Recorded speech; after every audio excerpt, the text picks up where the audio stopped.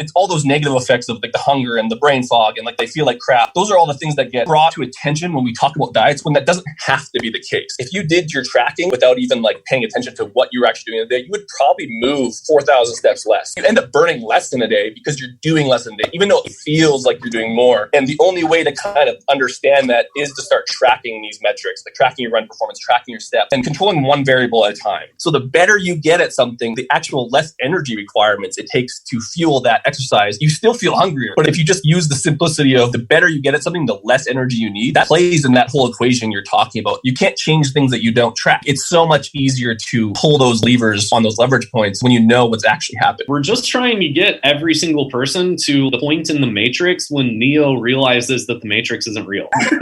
You're going to choose and like you can't go back. If you listen to this podcast, like you're taking the pills. Like you can't unhear some of these things. I think that's cool. That's the best place to be, in my opinion. Welcome to StrongerU Radio with Mike Dola. Join Mike and friends as they discuss issues to keep you healthy, fit, and on track to create a stronger you. Let's listen in now.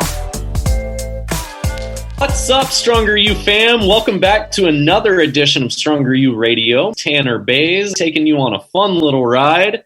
I've got a guest joining me today. He's a fellow StrongerU coach and part head of the StrongerU fitness movement. We're bringing on Dean Guedo, however it is that you say his name. I prefer Guido because Dean is a Guido. Dean, what's up, man? Nothing much, man. Like, I'm glad to be back on. I think I was on here, not with you. Like, you have a really good intro. Like, that's nothing against Mike, but like, you are really good at introing someone. So you made me sound way cooler than I probably am. But it's Guido. And let me tell you, it's like it's seriously hard work to make you sound good. So yeah, like, and that's a fair evaluation. Yeah, like, I'll agree. Like usually I'll fight back a little bit, but since like it's your show, like good evaluation. I appreciate it. So listen, man, one of the more interesting phenomenon that goes on in the world of fitness and nutrition. This one's really interesting, especially for people who train regularly, and this one will probably be targeted more for those of you listening at home or on the road or wherever else that do exercise frequently. And it's this whole idea that if you eat less, you move less. If you eat more, you're going to wind up moving more. So what can you do with that information to bring yourself further along and get closer to the goals that you ultimately want to reach? So, Dean, I'm going to kind of let you take it from here, man. But in your own words, can you kind of lay out what that whole model is called and how that kind of plays out in people's day-to-day lives? Yeah, like I'll try not to butcher it because like we're kind of off the cuff. There's no studies and everything around here, but that would be called like the energy constraints model. And like a lot of the stuff that comes up in the group or on the internet is this simple idea of, or the simple story of calories in, calories out, which we like totally agree with and totally think it works. And like, that's a great way of explaining things simply. But then that equation runs short when we start looking at complexities as someone's further along in their weight loss journey, if they're working out, if they're not working out, and kind of their daily lifestyle. So like, although it's true, it's having a better understanding of like the components of that and why they are the way they are, kind of, I guess, give some better answers for a lot of, I guess, our clients in terms of what's actually going on, if that makes sense. So energy in, energy out, there's that whole equation. You put energy into your system, so we'll say food, and then you have the energy out equation, which would be all the stuff you're doing in a day. So that could be walking, working out, going on the treadmill, going elliptical, pushing weights. And honestly, like we talk about NEAT a lot in the group, but like fidgeting, just like pacing, just the little things you do day to day. So that's that whole thing simply. Now, the energy constraints model is that you can affect both of those sides of the equation, and then it'll have a different response based on which way you're going. So simply, when we talk about weight loss, you're going to think eat less, and then that will affect the energy in, and then that'll, using the energy out equation, you'll then kind of lose weight. So you can kind of eat less and eat less and eat less, and then theoretically you could lose weight forever. But we all know that runs short when we're getting down to that 1,200, 1,300 calorie range, and we have life. That going lower than that, and I think you'll piece together this, but there's trade-offs to that whole part of the equation. But then there's something that's not really talked about, which is this idea of if you put more energy in, then your body is going to upregulate things, your metabolism, your NEAT, which you probably covered in the podcast, and your ability to do, I guess, exercise. And the more food you put in, the more thermal effect the food you have in. And long story short, the more energy you put in to a point, the more energy you're going to put out. And you almost get a net negative effect with that a lot of the times, especially for someone that's been on a weight loss journey for a while. And it's just not talked about. So that would be kind of my simple version, even though that wasn't simple at all. But I trying to do it on the fly.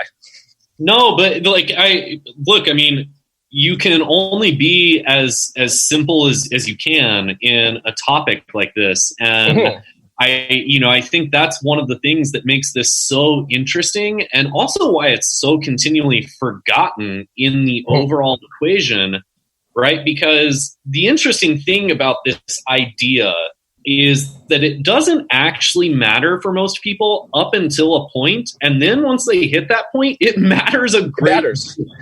And that point is like, I think any of our, I say clients, but any of the people in the StrongerU community who have been on this journey know what that point feels like. You've been dieting for 20 weeks straight, and we'll say dieting, but you're in a deficit for a longer period of time. And with that comes hunger, probably less performance in the gym over time, possibly lower muscle mass, whatever. But you're also losing fat and you're losing weight and all the benefits that come with that. But at a certain point, you can't pull away anymore. Like you could, but the trade-off is like if you're eating 800 calories a day, there's bodybuilders that do it when they're trying to cut really low for that show or whatever. And there's people that may need to do that. But we're talking about a lifestyle that isn't conducive to the environment that most of us live in. We're talking about not your NEAT's down regulated. You're not doing anything. You have brain fog all day. Like you don't want to do anything. You're hungry all the time. And like life, that just doesn't seem like a good way to live life. Now you could do it and you can lose weight because calories in, calories out, and that's with quotations.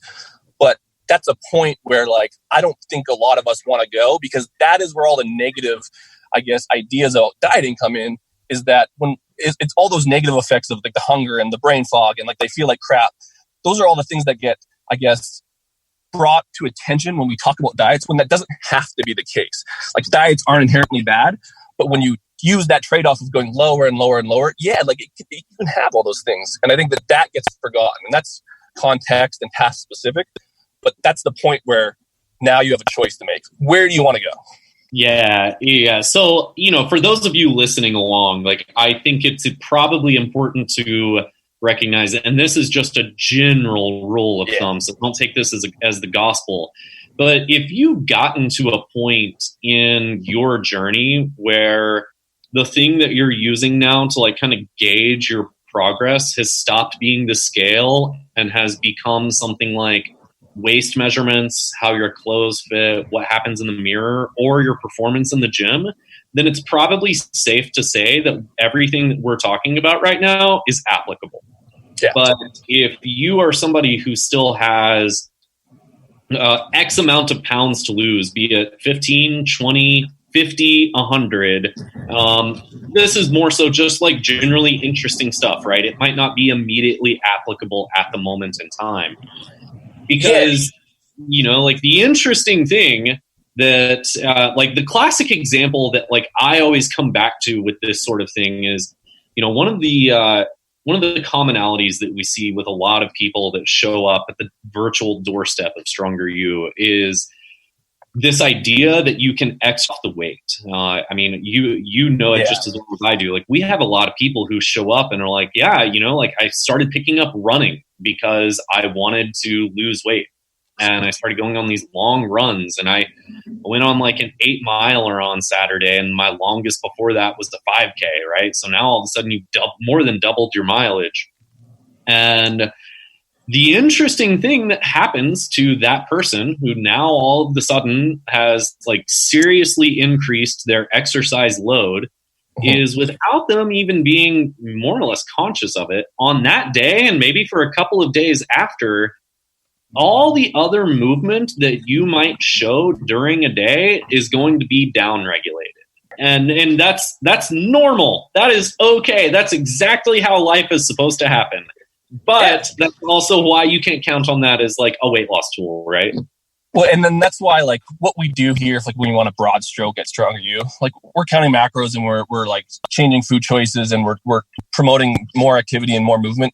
But like at the end of the day, what we're doing is something I like to call cognitive oversight. Now that sounds like a crazy word, like, oh, it's super scientific, but all that means is like we're essentially tracking stuff to bring awareness to the issue at hand.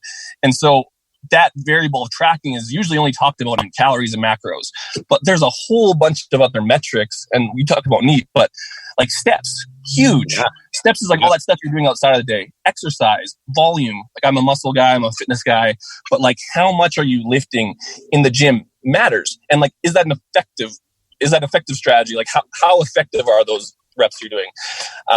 There's like your performance in terms of like max reps or like max weight. Work performance, all those things are part of this equation and they get lost in the shuffle because all we're doing is counting calories and macros when, especially like you mentioned, and I think that was in the article with the Peloton article, but regardless, you do more exercise, like I'm going to burn more calories because I'm on a treadmill. But if you just like took a normal day and like you were to track everything and you weren't to like cognitively override, so you wouldn't manually switch those metrics, you would probably, and not for everyone, but you would move less throughout the day. And you alluded to that, but like, what does that look like? If you're someone that walks 8,000 steps a day and then you now all of a sudden added in like a 2-mile run, if you did your tracking without even like paying attention to what you were actually doing in the day, you would probably move 4,000 steps less, which as your body becomes more efficient at doing exercise, you end up burning less in a day because you're doing less in a day, even though it feels like you're doing more. And the only way to kind of understand that is to start tracking these metrics, like tracking your run performance, tracking your steps, and controlling one variable at a time. Yeah. And, I think part of the reason like why this is both so confusing and often overlooked with people is it just goes back to like a fundamental gap in our knowledge of what human metabolism actually is, right? Like human metabolism, whenever, like people throw around that word a lot, my metabolism slowed down, whatever, right? But whenever you're talking about that, like one of the things that you have to actually understand is that metabolism is like the totality of everything that goes on with your body on a day-to-day basis to expend or utilize energy, right? And one of the ways... Yeah, exactly. And one of the reasons that can be so confusing or overlooked is whenever we think about metabolism, like we think about it most often in the context of both eating and exercise. And exercise in itself, we assign it all of this importance and weight because we expend energy and we put in effort and it's exhausting and it's tiring, right? But exercise in itself really only accounts for 10, maybe 15% of total caloric expenditure in a day. And it feels like it does more. Like, I think that's the crazy thing is like running 2 miles. Like I like lift weights, but I keep like my base level cardio and like I'll go on the assault bike for like a half an hour. I am never more hungrier. Is that a word? Yes. Then when I'm on the assault bike afterwards, like I feel so hungry, but I know because I track all these other variables and like, I don't wish my brain on anyone, but I actually didn't burn that much. And my actual ability to feel hungry doesn't match with what I actually need in my body. And that's because like our bodies are designed to be the best things on this earth and become efficient at whatever you want it to do. So the better you get at something, the actual less energy requirements it takes to fuel that exercise, but you still feel hungrier, which is like a totally weird mind thing. But it's, if you just use the simplicity of like, the better you get at something, the less energy you need, that plays in that whole equation you're talking about. And that's where the problem without exercising your diet is like totally like we can trash that. But I mean, that's why. For those of you listening at home who are curious, right? Like we're talking about exercise and we've also mentioned NEAT. And, any dedicated fan of SU knows that we're big on NEAT or non-exercise activity thermogenesis. And like Dean said, like steps is a great way to stay on top of it. But NEAT accounts for everything from steps to fidgeting to playing with your dog or anything like that. Or thinking, right? And the beauty of NEAT is that if we remember, exercise only accounts for 10 to maybe 15% of caloric expenditure. NEAT can account for 30+% of total caloric expenditure on a day-to-day basis.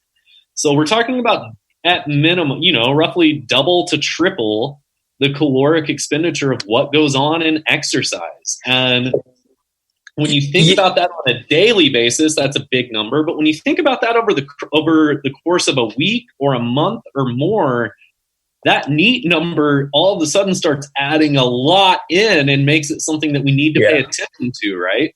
Well, and if we're talking about like leverages and like what we do at SU is like we're like trying to pull on the thing that's going to make the biggest change. And like a lot of that is like the simple stuff like eating better, exercise, eating less. So like we're talking about eating less and then doing more. But what we look at on the exercise out thing and why I like NEAT so much in steps is that that's something that we can control, and it has a huge leverage in terms of our goals. And like I don't even know if it got demonized, but it was popular, I want to say like 10 years ago. And then it kind of became one of those things where like, oh, it doesn't work that well. And we're actually finding out that it works probably the best out of all the hammers that we can do outside of like the calories in, calories out equation is to quote unquote move more. But the cool thing is we can actually cognitively override that. Like we can choose how much we want to walk and how little we want to walk. Now, if you're doing it unconsciously, so that's where I think this gets the confusion is if you just like don't think about it and you just did whatever, you'd have a number. And if that number's 5,000 steps, that's how many steps you're going to do. Now, if you can just force yourself to walk more, go on an extra walk, take the stairs, all those things, but that has huge leverage in terms of fat loss because that's a priority that it's prioritizing, and it's an easy one to do, which is why we like it so much. It's easy.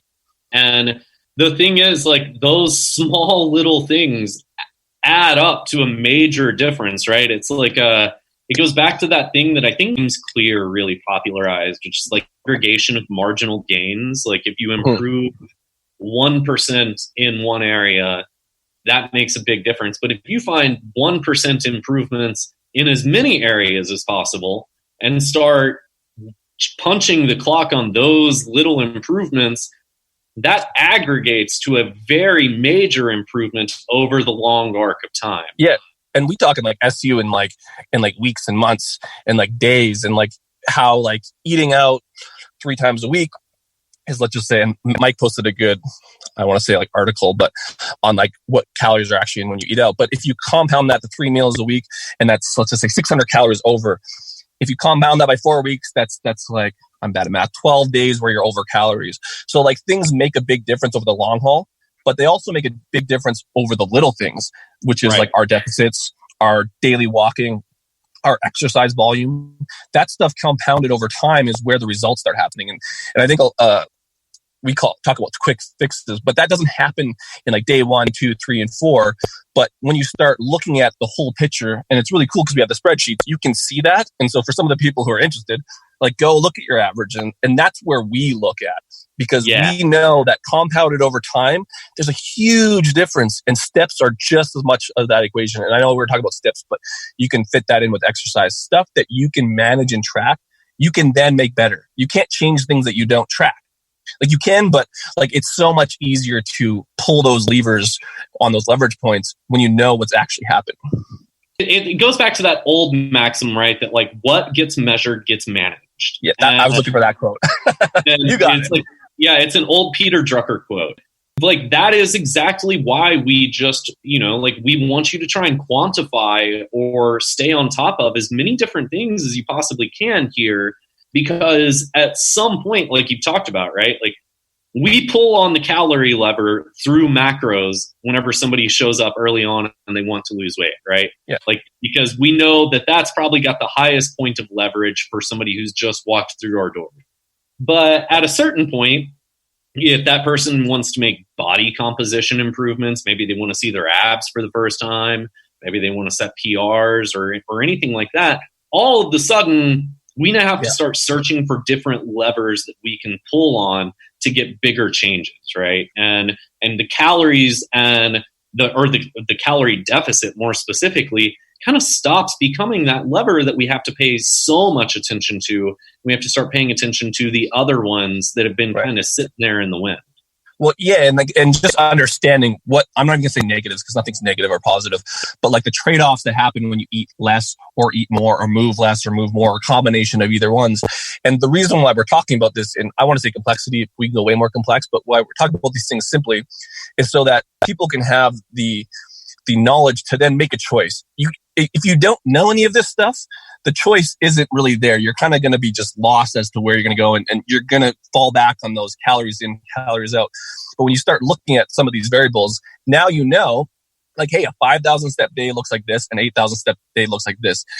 You can now choose which one you want to do, knowing the benefits or trade-offs to that. Like if you walk more, like let's say you walk 10,000 steps more, you're like, I'm going to up my NEAT all the time. People might think you're crazy when you're just pacing around your work buildings. I mean, that's a trade-off. But you might lose more fat, and you might not, because then you might have to like eat more. So it's kind of like, and eating more, I know we're kind of like talking about, oh, you get to eat more, move more. But like in context, eating more sometimes sucks when you eat really healthy. Like eating a lot of rice, chicken, and vegetables is like, that's a trade-off. So you just have to understand where you want to be at and then what the trade-off is, and then start to piece together a plan. For instance, I'm trying to get muscle. I'm trying to get bigger, and I have to eat. So my maintenance is between 3,200 calories and 3,800 calories. I'm eating 4,600 calories. I'm getting bigger. The trade-off is I have to eat 4,600 calories, and that might seem like a big number for a lot of people that think I'm crazy, but like that's very, very, very difficult. And to me, that's a negative. Even though it's a positive, like I'm getting bigger and getting more muscle, and I can put more energy into the system, but like that can be a problem for someone. And then same thing on the opposite end. And that's where like eating less and doing less, that can be a problem too, because you get hungry, and being hungry isn't the best place to be at long term. No, it's not. It's just like it's not the best place to be at the point you're at long term, where you're consistently overfeeding. At some point or another, it just gets miserable, right? Like it just gets, because that's the thing. Like when we're talking about strategic overeating in the way that you are right now, that does not look like housing a dozen donuts. No. It looks nothing like that. It's a lot more intense, and it's nowhere near as fun, right? No, and like you look at things, so like the weird thing, and this is where like it's a good example to look at the opposite end. When I started pushing my calories up, so let's say I was at 3,800 calories, I pushed up to 4,000 to try to gain muscle, so to speak. When I did that, speaking of this energy in, energy out equation and this energy constraints model, my steps went through the roof. So like I'm a 6,000 step planning on it, right? Yeah, like I'm a 6,000 step person. Like that's kind of, if I just kind of do my thing, like that's how much I'm at. When I was doing that, like I was trying to find reasons to walk, and I didn't even, like I knew it because I kind of know this stuff, but like my brain was sitting there like, yeah, go to mow the lawn. I'm like, I can't mow the lawn again. Okay, go take the dog for a walk. And my steps went up, and I actually lost weight. So I increased my calories to 4,000 calories, and I lost weight because that whole equation we're talking about got moved up. And then I had to find a point where I had to keep going. And it works the same way, the opposite way. But it's once you kind of understand it and feel it and like see the results from it, you kind of can't unsee it. And it's a really cool way, because I just think it gives you more options, because now you're not working in simple calories in, calories out. You have so many options to like pull those levers, and it's not really that complicated. We're talking about steps, working out, eating more or less, and like just having more fun with life or having less fun with life. And those are kind of the trade-offs if you just want to put them simply.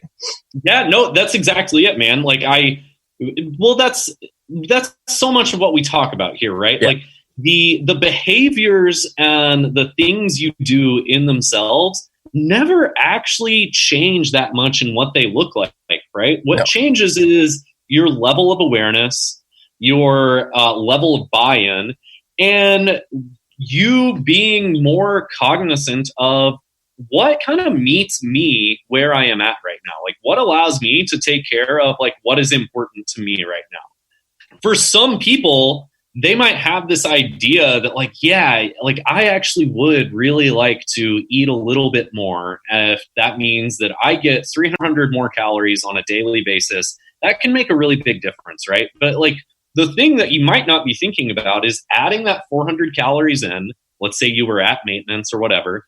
Mm-hmm. Adding that 400 calories in very well might implicitly make you a little bit more restless during the day. because whether you knew it or not, adding that extra energy in told your body that it's time to move, it's time to use more energy during the day. Yeah. And so all of a sudden you've got this desire to go mow the lawn in the middle of January, and you live in Canada, which makes no sense whatsoever. No.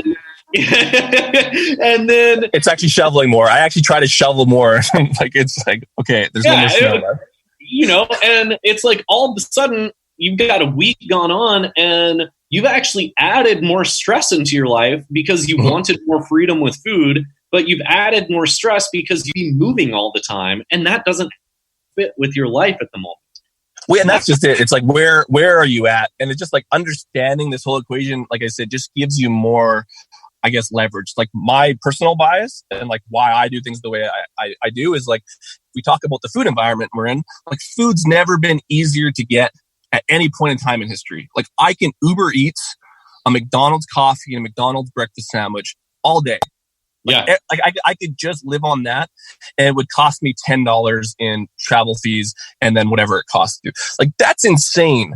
So, like, for me, I know, like, our brains want food easily. Like, we're designed to eat in excess because we never know when the next meal is going to come. If you look at the evolutional mismatch, which is like, we're not going to get into that. But point is, if you have more muscle and you do more and you alter that energy out equation, I have the ability to live in this environment with all these food cues, and it doesn't affect me the way it would affect someone that's on the opposite spectrum of that. And like, I find that that's freeing for me. Now, that might not be where someone else is at, but if you know some of these concepts, you can start piecing together what that lifestyle looks like for you in the current environment you're in.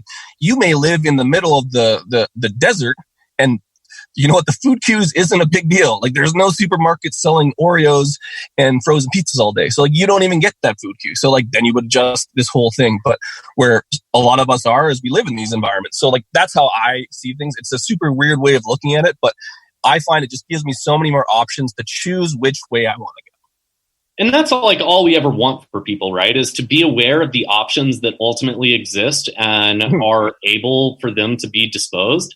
And then to decide what is actually most in line with, like, your values as, like, who you are and how you like to live your life. And you may like running. Like, and we're not even demonizing running. Like, we talked about running and how it might not be the best leverage. But, like, if you love running, that's awesome. Just know that part of that equation is, like, you might not have to eat as much as you feel like you have to do. And so, like, that's just knowing that, and knowing that, like, when I'm hungry doesn't necessarily mean my body needs it. And on the opposite end of the spectrum, if you're someone that, like, lifts weights or likes lifting weights, actually, let's use an example. I don't like to lift weights and I don't want to be in the gym. Like, that's a totally normal, like, the gym's a scary place. And, like, you know what? Working out isn't as cool as it is for me for some people. Like, I know I love lifting weights. I know there's pretty much a lot of people that don't. But knowing that, now you can pull, which lever do I want to go? Well, if you want to lose fat and you hate lifting weights, well, then you're going to have to upregulate your NEAT at some point and then push more energy in and then get more NEAT. So there's lots of ways to go about this. It's like, which way do you want to go? In some ways, it's like, where do you want to struggle? Or, like, where... Great. Like, yes. You know, like, that makes it sound like really painful, and that's not actually how we mean it, right? Because like, one of the fundamental things you have to understand is that like, no matter what you're doing or what you're trying to make happen, work will have to be done. Yeah. Right. And there will be some areas in which more work will have to be done than others. So it's important to, like, have an idea of, where do you want to put in the work? Like, where do you personally feel like it's okay spending the time and energy putting in that work? Because for some people who might live a really crazy work and family life, it might just actually make sense to, like, you know what, I'm going to deal with a bit more hunger, and because I can't get a lot more activity in, so I'm just going to move further down. And that, because that works for my life right now. Whereas for others, it might be an actual, like, the actual example might just be, you know what, like, I'm going to keep my actual calorie deficit as far as the food I'm eating. I'm going to keep it pretty moderate, but I'm just going to shoot to add more food in and control those variables. And then let's watch that happen. And I love that you pointed out, like, what is my struggle? And, like, so obviously for me, it's like, I have to eat more, like, boohoo. But, like, that's a struggle. But, like, to assume that and I'm talking about in quick fixes and simple stories, but I think anyone listening to this is obviously looking for more. But like you said, you're going to have to struggle to get from point A to point B, because doing the thing that you did or are doing isn't going to move you forward. So what lever are you going to choose to move you forward? And what does moving forward look like? As long as we know and make conscious choices about what that looks like, we're good. Like, you can choose to have, like, you're going on a ski trip for a week. You can choose to have a week where you're going to indulge a little bit. Just know what the trade-offs are. Right. You know what I mean? And that's just called realistic expectations. But like, that's okay. There's no good or bad. But when you start to understand the complexities, or I guess the variables in this system, that's why a lot of us coaches don't think it's a big deal when we give advice about these things. And like, we don't make big deals about it, because there's so many ways we can get from point A to point B. It's just a matter of having that conversation on which way do we want to go. Right. Like, what's the path that works the greatest for you here?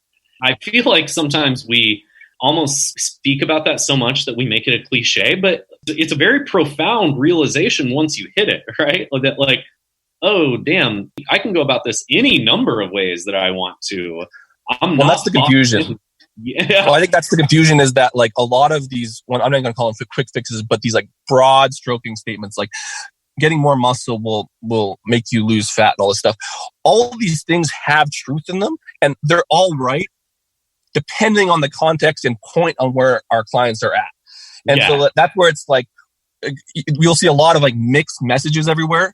I think that these variables that we're talking about allow people to kind of look through all of these things in the interwebs and all the memes and Instagram posts and Facebook posts and like the kind of differing opinions. And now you can start to make choices on like, is this going to work for me in this context? And like, I still like, I call it like freeing, but I think having the ability to make conscious choices about your goals and how to get there is what we're looking for. Like, everyone talks about macros and calories. We're talking about more meta, as in the sense that you have the option to do whatever you want now. And most people aren't going to choose the bad thing. You know what I mean? They're not going to choose to like have worse blood markers by eating more and becoming obese and having that. Like, that's not the choice. But if you don't know that how to get to either of those places, you don't have the freedom to choose that. And I think if we give people the choices, then they have the ability to choose which way they want to go. And we just hope that they'll choose the more healthy way, so to speak. We're just trying to get every single person to like the point in the Matrix when Neo realizes that the Matrix isn't real. And starting off is like, we give you at some point we're gonna have a conversation and we're gonna give you the red or blue pill. Yeah. And like, you're gonna choose, and like, you can't go back. Like, and that's where if you listen to this podcast or like these podcasts in general, like, you're taking the pills. Like, you can't unhear some of these things. And I think that's cool. That's the best place to be, in my opinion. Oh, exactly. It's like why we talk so much about the fact that like the things you learn on this, like the skills you learn on this program, good luck. You can't unlearn them. Like, try as you might, you will not unlearn them. Now, that doesn't mean that like you'll stick to them forever, but like at least you'll have a little bit more of a conscious understanding of what's going on. And that is the thing that we care about, because whenever you're able to develop a deeper and deeper conscious understanding of those things, at some point, change is going to happen, right? Like, the deeper you get and the more aware and understanding you are, the more likely it is that you wind up seeing the path that you are supposed to take. Which is just like that, like when you talk about that and when we talk about this, like, that gets me so excited, is like getting someone there. And like, not getting someone there, but like being part of this community is like, that is kind of the matrix, so to speak. But when you're there and like you've kind of made it and you're kind of at this place, it just feels so good. And I think that that's why we have a lot of success stories, and the group is such an awesome place, is because there's all those people that have taken those journeys, and you get to learn from all of them, and you get to learn from all the coaches and all that stuff. But a lot of us are saying the same stuff. And like, it's so cool that we can breed an environment where we're like trying to like help people make just better choices. And like, I know that's like super like happy-go-lucky way of looking at it, but like, that gets me fired up that people are trying to learn this stuff, because at the end of the day, it doesn't have to be hard. And I think not a lot of other programs, but there's a lot of stuff out there that tries to make things super complex for people. And like, we do the opposite. You know what I mean? Like, we try to like wrap those complex concepts into something simple so that you have that tool. You don't have to go get a PhD in nutrition to like take control of your life.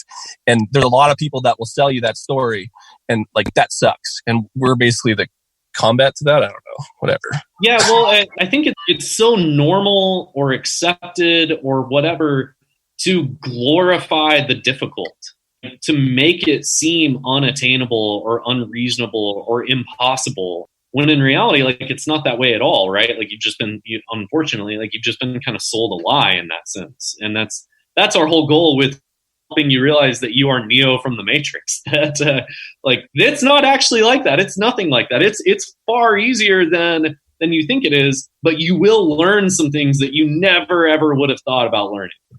Yeah, I want to like figure out who the agents are. Like, is the agents all like the environmental cues that are like out there trying to like pull you off your journey?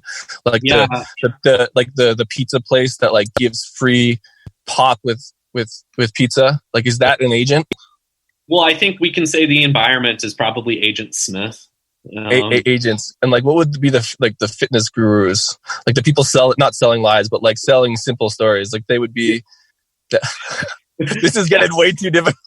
We could take that. Honestly, this should be its own episode. We could walk everyone through the progression of the Matrix, and then just tie it into StrongerU. That sounds like a dream. Robbie Farlow's probably sitting there. Yeah, yeah. You know, Robbie's. No, he's in Star Wars. Yeah. Like, no, it's Matrix. Tell me this then, man. Like, to make it as actionable as we can, right? Like, how would you go about advising somebody to try and like either begin that journey towards becoming more aware of figuring out like there are a lot of different options that exist, and one of them does involve like paying attention to those different levers or what have you? Like, how would you go, like, whenever you're working with somebody, how do you try and get them to kind of try and see that and figure out which one it is that they want to start pulling on? I think the biggest thing is awareness on, like, we talked about what you don't measure, you can't track, or like, I'm going to butcher that quote, but start to like measure one thing at a time. And like, if you're coming to this program at some point, and probably at the beginning, you're measuring calories and macros. That's like step number one, obviously.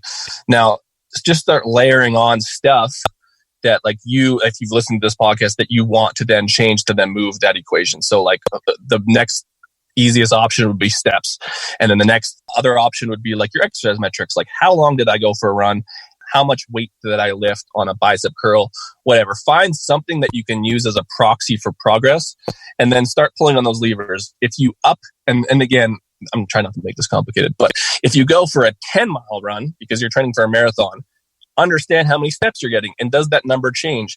And if your weight's not moving in the direction that you want, you can pull on that step lever. Yeah, it might suck. Like, you're tired and you're hungry, you just ran 10 miles, but like, it's not okay to walk 2,000 steps if your goal is to lose more fat, because the energy equation just doesn't work out. So just start keeping the variables the same, and then just change them little by little. For the gym, add 2.5 more pounds this week. That makes a big difference. And over time, like we said, with compounding the 1% or whatever, over 1, 2, 7 days, 2 weeks, 3 weeks, months, it starts to really pay off in the end. And that's why it's a long journey. But just start tracking stuff, and then just getting better at the ones that are going to move that needle, whichever ones they are. And like, it's not going to be the same for everyone. If you spend some time pulling on a lever and you're like, you know what, I don't like this. I'm not, this isn't me. That's cool. Good. Honestly, so good, because you learned that. You figured that out. And a big thing too is like, I don't, not that I get this a lot, but I feel like some of the clients feel like they let you down, or you're going to judge them for not wanting to do it. I don't care. Like, I just want to help support you the best way you want. If you want to walk 500 steps a day, and like, you just want to sit in bed and like lose fat, but then go to the gym every once in a while, like, that's okay. Let's just like put together the plan. And so I guess the point of that is saying, be honest with your coach. We're not here to put the judgment hammer. We're here to like make your goals work. And like, that can look like so many different things. And so if you know that, we'll just put together a plan. Now, we might be honest and say it's probably better if you don't walk 500 steps and walk 2,000, and then maybe in a month walk 3,000. But like, that's a cool, realistic conversation that you just have to be willing to hear. Yeah, and like, the whole goal of, or the whole reason to have a coach too, is not only to like help you get closer to those goals, but to help you figure things out as your goals and circumstances shift. Yeah. Like, because they inevitably will, right? And so as that happens, like loop us in on that conversation so that we can do our job to meet you. That's a big one. And like, this is a big one for clients is like, if things change, and this is why tracking's so awesome, but like, I'll get a question like, yo, I didn't lose weight this week. And my first question is like, what did you change? Well, I didn't go running this week, or I ran more. And like, that's, as a coach, I'm looking at the thing that changed the most. I ate out 5 times this week and I usually eat out 1, or I had 10 drinks and I usually have 2. Yeah. I'm looking for the changes in those metrics. And that's why it's not just exercise. It's not just meat. It's not just food. It's all of them. And so what is the change? And so like, that's where we're looking at as coaches. I think anybody that's listened to this should hopefully feel both very confused and also like they want to start paying much more attention to a lot of what is going on, which is really like, that's the goal. Like we want you to pay attention to everything that you're doing, because the more you develop that skill, the better you are inevitably, right? You know, ultimately, all that we do care about here is that like you start learning how to pay attention to everything that is going on. It's not that you have to pay attention to all of those things every single day for the rest of your life or anything like that, but you're just developing a more generalized and accurate level of awareness. The more you can develop that, the better you are both in the now, but also well into the future. And again, if anyone has any questions about this stuff, like the group's a great place. There's usually a coach or we'll all chime in. And like the cool thing about StrongerU is we all have a very similar message. We may say it a little differently, but I think that like if this podcast brings up questions about this stuff, that's totally cool. We may not be the best at explaining things on a podcast over the internet. And that's cool to ask questions. We're totally willing to figure out a different way to explain this or show this. But at some form or fashion, we will get that information in your brains if you want to make that leap. Yeah, absolutely. We'll figure out a way to do it. That's a fact. Yeah. Fact. Well, listen, cool, Dean, I appreciate you jumping on here, man. This was awesome. Yeah, thank you, buddy. Thanks for having me out. That was fun. It's my second one. Like I feel like I'm a real SU coach now. You are finally. Finally. We've fought it for as long as we could, but I guess you're actually on the team now. Yeah, sweet. Yeah, welcome. All right, SUers, that was great. Thanks for tuning in. Check out Dean. He, like I said, he leads the SU fitness community. Dean, we can find you on Instagram, right? It's Guedo.power Guedo.power, right? Yeah, I need 10,000 followers so I can use the swipe up function. So any help there would be greatly appreciated. For those of you listening at home, you spell his name Guedo. Thanks for tuning in, SUers. Keep your ears open. We'll have a new episode for you next week. Talk soon. StrongerU Radio is a broadcast wellness production powered by StrongerUFit.com. Content copyright StrongerU. Executive producer Frank Sardella. Thanks for listening to StrongerU Radio. For more information on the podcast, visit StrongerUPodcast.com.